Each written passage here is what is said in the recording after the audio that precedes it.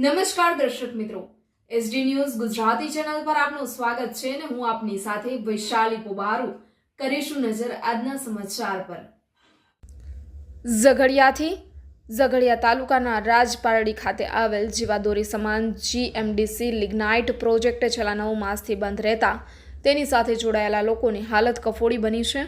આટલા સમયમાં જીએમડીસી વડી કચેરી દ્વારા રાજપારડી લિગ્નાઇટ માઇન્સ બાબતે કોઈ નિર્ણય નહીં લેવાતા લિગ્નાઇટ ઉત્પાદન ક્યારે શરૂ થશે તે કહેવું અસંભવ છે।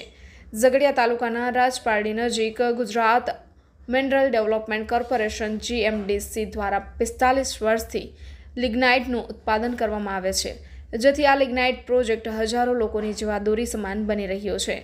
જીએમડીસીની રાજપારડી ઉપરાંત રાજ્યભરમાં ઘણા બધા લિગ્નાઇટ પ્રોજેક્ટ કાર્યરત છે। રાજપારડી ખાતે આવેલ લિગ્નાઇટ પ્રોજેક્ટ છેલ્લા 9 માસ જેટલા સમયથી સદંતર બંધ હાલતમાં છે।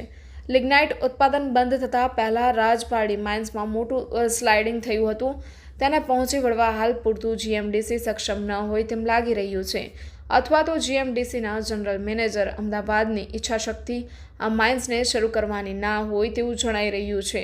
છેલ્લા 9 માસથી જીએમડીસી લિગ્નાઇટ પ્રોજેક્ટ સદંતર ઉત્પાદન બંધ થતાં તેના પર નભનારા મજૂર, ડ્રાઈવર, ક્લીનર, ટ્રક માલિકો બેરોજગારીના ખપ્પરમાં હોમાયા છે।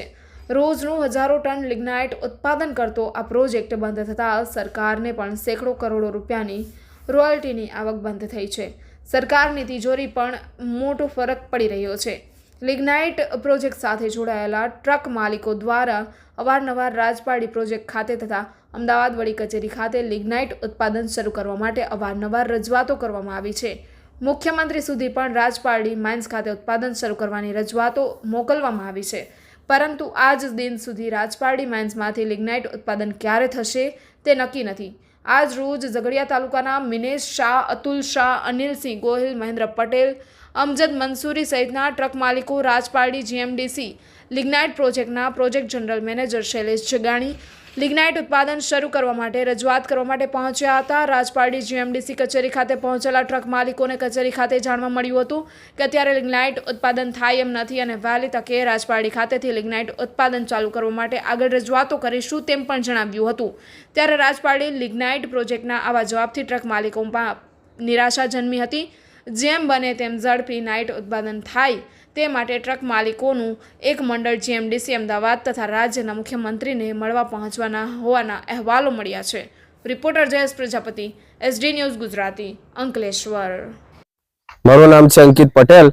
હું રાજપારડી જીએમડીસીમાં કેટલા વર્ષોથી ટ્રાન્સપોર્ટનો ધંધો કરી રહ્યો છું। હવે જીએમડીસીની માઇન્સ જે છેલ્લા 8-9 મહિનાથી બંધ છે, એટલે અમારી હાલત બિલકુલ કફોડી થઈ ગયેલી છે। એ માટે અમે જીએમડીસીના જે અત્યારે પ્રોજેક્ટ મેનેજર છે તેને મળવા માટે આવ્યા હતા અને એમને અમે રજૂઆત કરી કે ભાઈ જીએમડીસી માઇન્સ સાહેબ ક્યાં સુધી તમે ચાલુ કરશો। તેમને કીધું કે હજી ઉપરથી કોઈ અમને માહિતી નહીં મળી ને માઇન્સ અત્યારે લગભગ ચાલુ થાય એમ છે નહીં। તો હવે અત્યારે અમારી હાલત એવી થઈ ગઈ છે કે અમારે ધંધા વગરના અમે બિલકુલ બેરોજગાર થઈ ગયા છે।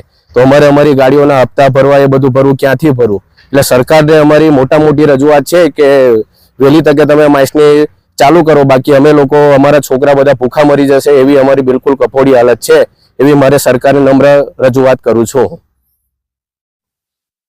હું અમજદ મંસૂરી, ઝઘડિયા, આનંદ ટ્રાન્સપોર્ટ પ્રોવાઈડર। અમારી માઇન્સ ઘણા ટાઈમથી બંધ છે, 9 મહિનાથી આસપાસ। તેનીથી અમારો ધંધો ને બધું બેરોજગાર બધું બંધ પડેલું છે। અમારી સાથે ઘણા ટ્રાન્સપોર્ટર, ઘણા ભાઈઓ બધા થઈને લગભગ 4-5 હજાર માણસો બેરોજગાર થઈ ગયા છે। તો એ બાબતે અમે લોકો રાજપારડી જીએમડીસીમાં જગાણી સાહેબ સાથે એક નાની મીટિંગ કરવા માટે આવ્યા હતા। તો મીટિંગ થયા પછી એમને કીધું છે કે થોડો ઉપરથી કોઈ જાતનું એ નથી, માઇન્સ અમારે જસ્ટ ચાલુ થાય એમ નથી,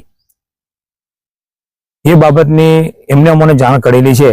તો આની પર જે લોકો નિર્ભર છે, મધ્યમ વર્ગ, ગરીબ લોકો, ખાસા બધા ગાડીના માલિકો છે, ડ્રાઈવર છે, ઓનરો છે, એ બધા બેરોજગાર થઈ ગયા છે। તો એના માટે અમે લોકો રજૂઆત કરવા માટે અમદાવાદનું એ કરી રહ્યા છે।